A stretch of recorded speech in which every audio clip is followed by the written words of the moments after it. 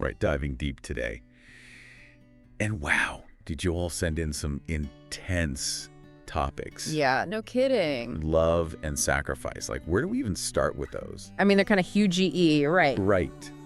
And there was so many articles, but that one, the one that mentioned C.S. Lewis, Oh, yeah, love and sacrifice. What does it mean to truly give of ourselves? that one, it just kept coming up. And I think it's because so many of us were drawn to that idea of like selfless love. But then real life hits. Right. Like bills and deadlines and toddlers who need their shoes tied right now. It's like our culture tells us to hustle, look out for number one, be the best. And then we read about people who like donate a kidney to a stranger or something. And they're like, wait, what? that tension is exactly what we're going to dig into today. Yeah, using C.S. Lewis as like our guide. Which is interesting because he was writing way back when, Yeah. decades ago. But he still nails this struggle we all have. Like, we crave connection, but we also kind of fear the cost. Okay, so C.S. Lewis, this guy was brilliant. Oh yeah, super deep thinker. But he also somehow managed to like capture the nitty-gritty of love. Yeah, he wasn't afraid to get real. He just straight up said, love isn't just a feeling, it's an ACT of the will. Mic drop moment right there. I know, right? It's like, oh, so it's not just about butterflies and roses. Nope, not according to Lewis. So where does sacrifice fit into all this? That's where it gets interesting. Because if love is a choice, it often means choosing to act even when it's hard. Okay, so give me an example. Like, imagine a parent staying up all night with a sick kid. Are they feeling all warm and fuzzy and in love with that moment? Probably not. More like exhausted and worried. Exactly. But they're choosing to be there, choosing to put their kids' needs ahead of their own sleep. That's what Lewis is talking about. Okay, I'm starting to see the connection. It's like love isn't always sunshine and rainbows. Sometimes it's about showing up and doing the tough stuff because you've made a commitment. That example, the sick kid, that makes me think of Lewis's idea of gift love. He made it sound so pure, like giving without expecting anything in return. That's the core of it, yeah. But is that all sacrifice? Like, what about when we feel obligated, not like joyfully giving? Good question. Because Lewis was actually very specific about different types of love. Oh, right. It wasn't just one big blob of love. He talked about gift love, but also what he called need love. Okay, so what's the difference? Gift love is, like you said, that freely given, no strings attached kind of love. Like parent with the sick kid. No one's forcing them to do that. They're choosing to out of pure love. Okay, so it's coming from a place of abundance, not lack. Exactly. Now, need love, that's more about our own needs, like our desire to be loved, to feel validated, to be needed even. Oh, so like maybe I volunteer for something, not because I'm passionate about the cause, but because I want people to think I'm a good person. It could be that. Or maybe you stay in a relationship that's not working because you're afraid of being alone. Oof, that hits close to home. But Lewis isn't saying need love is baddie, it's just different. It has more potential for things to go sideways. Yeah, exactly. It can become manipulative or lead to burnout because you're constantly giving from an empty cup. That's a really good distinction. Okay, so gift love, need love. Got it. But before we go too deep down that rabbit hole, Because Lewis had a lot to say about a lot of things. he did. There's another quote of his that just like punches you in the gut. Oh yeah, it was about vulnerability, right? No. Something about hearts getting wrung out. Exactly. He said, to love it all is to be vulnerable. Love anything and your heart will be wrung and possibly broken. I mean, talk about dramatic, but also so true. Right. Like it kind of flies in the face of all that stay strong, protect yourself advice we hear all the time. Yeah, it's like saying, hey, open yourself up to the possibility of getting hurt, but also, like, really live. That's the paradox, right? But is he saying we should seek out heartbreak? Like, sign me up for the pain train. No, not at all. He's more pointing out that you can't selectively numb yourself to the bad D parts of love. It's the package deal. Yeah. If you wall yourself off to avoid pain, you also block out the joy, the deep connection, all of it. So it's not about being reckless, it's about accepting that love, a gamble. And maybe the payoff is worth the risk. Okay, so we've gotten a little taste of Lewis's intensity here, Yeah. but I'm curious how this all applies to, like, real life in 2024. Right, because some of his stuff, while beautiful, feels a bit, I don't know, old-fashioned. Yeah, when we think about dating apps and ghosting and the whole 9 yards. Yeah, exactly. So does Lewis still hold up, or do we need to, like, remix his ideas a bit? That's what we're going to explore next. Buckle up, it's gonna get interesting. Oh, yeah. It always does. So we're talking old-fashioned. Did you catch how Lewis ties sacrifice back to, like, divine love? Yeah, he called it a gap. Not just being nice, but radical self-giving. The article even brought up, Christ's sacrifice. Yeah, and that's a high GH bar, right? And I mean, how are we supposed to live up to that? That's where it gets tricky, because a lot of people misunderstand a gap as this, like, huge dramatic thing. Gotta climb a mountain, wear a hair shirt. Exactly. But Lewis would say, it's not about the grand gesture. More about the everyday stuff. Yeah, those daily choices to put someone in LSE's needs first. Even in little things, that's the echo of agape. So it's less about climbing mountains and more about, like, doing the dishes when your partner's had a rough day. That's it. Or choosing patience when your kid's having a meltdown instead of losing it yourself. Those little unseen acts. That's where the rubber meets the road with agape. That makes it feel less saintly and more, like, doable. It should. It's about integrating those choices into your everyday life. Speaking of everyday life, the article also cautioned against going too far with sacrifice. Right, there's a balance. Like, helping your kid with homework is one thing. But doing it for them every night, that's different. Yeah, where do we draw the line? That's where Lewis gets big on wisdom. He'd say, we gotta check our motivations. Like, is this really helping the other person? Or are we feeding our own need to be needed? Exactly. Or are we just avoiding setting a boundary because it's easier to give in? Ooh, boundaries. That's another one of those words. That gets thrown around a lot. Yeah. But how does that fit with all this love and sacrifice stuff? Seems kind of contradictory, right? You'd think so. Sacrifice is giving, boundaries are holding back. But it's more nuanced than that. What if it comes down to motivation? Like, setting a loving boundary, an act of sacrifice because Choosing their long-term growth. over their immediate comfort, or even your own ease in the moment. So it's like saying no to that extra project at work so you can be present with your family. Even though it might disappoint your boss. Yeah, that's boundary setting as an act of love. It's recognizing that love isn't about limitless giving. It's about conscious choices that honor both your needs and the needs of the people you love. That tricky balance. Which plays out in so many areas of life, especially in how our culture views love and relationships. That's what I was thinking about, because the article talked about how modern ideas of love can clash with Lewis's view. And honestly, some of it resonated with me too. Big time. Like that first misconception they called out. Sacrifice equals weakness. Oh, yeah, like if you're always the one giving, you're a pushover. It even plays out with kids. Yeah. We want them to be kind, but also... Not doormats. Right. It's like, how do we raise givers who also know their worth? Tough balance. Lewis would say true strength is in the choosing.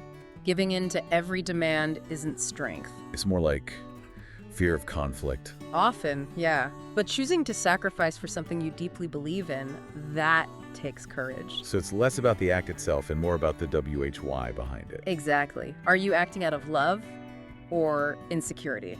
Big difference. Huge. The article also pointed out how modern love is all over the place. Like, it swings between demanding no sacrifice. I deserve to be happy no matter what. Or glorifying unhealthy self-abandonment. My needs don't matter, only yours do. Both extremes. And neither sounds particularly healthy. No, not at all. But Lewis was all about balance, right? Always. He'd say both extremes are missing the point. Love is about giving, but not losing yourself. Mutual flourishing. Yes. Think about those relationships where one person is constantly sacrificing their hobbies, goals. Just to please the other person. Ugh, been there. And it never ends well, does it? Either you resent them or you lose yourself completely. And that's exactly what Lewis was cautioning against. Sacrifice is supposed to enrich both people, not deplete one. While the other one thrives. Exactly. And that brings us to another big misconception. Transactional love. Ooh, that's a big one these days. It's like everyone's keeping score. What am I getting out of this? Right. It reduces love to a business deal. And it's the opposite of gift love. Which is about giving freely, no expectation of return. Right. This isn't to say healthy relationships don't have reciprocity. But the foundation isn't, what can I get from you? Exactly. Even small acts of kindness, like making your partner coffee in the morning. It should ideally come from a place of, I want to do this for you. Not what's in it for me. It's subtle, but it shifts the whole energy of the interaction. Yeah, that makes sense. Okay, so that brings us to the last misconception the article talked about, right? The fear of being vulnerable. Ah, yes, that one. In a world obsessed with winning and seeming unbothered. Showing vulnerability feels risky. Like asking to get hurt. But Lewis would argue, and we've talked about this, that's the gamble of love. Can't have the good without the bad. You can't experience intimacy without opening yourself up to the possibility of pain. Doesn't mean being reckless, but it does mean recognizing that protecting your heart at all costs. Also has a cost, the cost of connection. It's like choosing to live in a padded cell versus a beautiful but maybe slightly drafty old house. I love that. One safe, the others. Well, life. Messy but real. Exactly. So we've covered a lot of ground. Lewis's core ideas, how they might clash with modern life. Yeah, and it's a lot to take in. It is. But the key takeaway is Lewis gives us a framework for thinking about love and sacrifice. Not a rigid rule book. Yeah. More like guidelines. Exactly. So how do we actually APPLY this? Right. That's what I'm wondering, because I'm getting a lot out of this conversation, but You want to know how to put it into practice. yeah. That's the million-dollar question. And thankfully, the article does give some guidance. It focuses on a specific area where love and sacrifice are constantly playing out. Which is Family life. okay, perfect. Yeah. Because honestly, as much as I love those romantic ideals, most of my daily sacrifices are for my partner and kids. I think a lot of us can relate to that. Often feels more like drudgery than like divine love. Right. But what if we could shift that perspective? What if we could apply some of Lewis's wisdom to make those family sacrifices feel Less draining. and more meaningful? That's what we're going to dive into next. Family life. Love and sacrifice central. The article had this whole section on it. Yeah. So where do we even begin with applying Lewis's ideas? Like when it's our kids, our partners, it's different than helping a friend move, Yeah. right? It is different. It's constant. Yeah. Not a one-time choice, but like woven into every day. And that's also where things get tricky. But the magic, too. Lewis was big on modeling. Forget lectures. Kids learn by what they see us do. Oh, so if I snap at my partner after a long day, that kind of cancels out all those bedtime stories about kindness. Actions speak louder, right? If we want our kids to get sacrifice as love, not martyrdom, they gotta see it. See us setting boundaries, taking care of ourselves too, not just giving till we're empty. Exactly. Think about those small moments. Patience when your toddler's losing it. That's a gape in action. Even if it doesn't feel very divine at the time. Right. And that ties into another point, teaching gratitude. It's easy to fall into that I do everything trap. Oh, for sure. But if kids don't learn to appreciate it, it just breeds entitlement. Lewis would say gratitude's the antidote to that transactional love we talked about. Shifts the focus. From what's in it for me to, wow, someone cared enough to do this. It cultivates that sense of gift that's at the heart of gift love. Okay, but practical tips. Because getting a thank you out of my kids is like, Pulling teeth sometimes. Start small. Make it a ritual to share what you're grateful for at dinner. not just stuff, but like, I'm grateful Dad played catch with me, that kind of thing. It models appreciation. A&D reminds you of the good. Speaking of modeling, the article also talked about responsibility. Oh yeah, it's tempting to just do everything because it's faster, but Doesn't teach kids much, does it? Lewis would say overfunctioning robs them of giving. So chores, yes. framed as, we're a team, not do this because I said so. Empowering, not controlling, and this loops back to boundaries, right? We swoop in, they never learn to cope. So letting my kids struggle with a puzzle instead of instantly solving it, that's actually loving.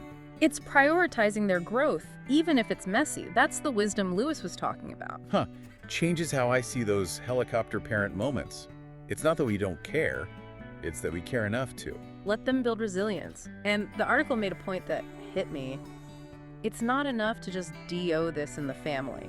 Gotta expand that circle outwards. Love can get too inward focused. So volunteering, helping a neighbor. Stuff that shows kids there's a world beyond our little bubble. Exactly. It grows their capacity for agape and E, shows them they can make a difference. Okay, so we've got modeling, gratitude, chores, boundaries, expanding outwards. Anything else to like cement these ideas? The article had two more about mindset, rituals and traditions. Doesn't have to be fancy. But something that regularly reinforces these values. Like Sunday evenings, everyone shares one act of kindness they did. The habit matters. It becomes your culture. And the last one was storytelling.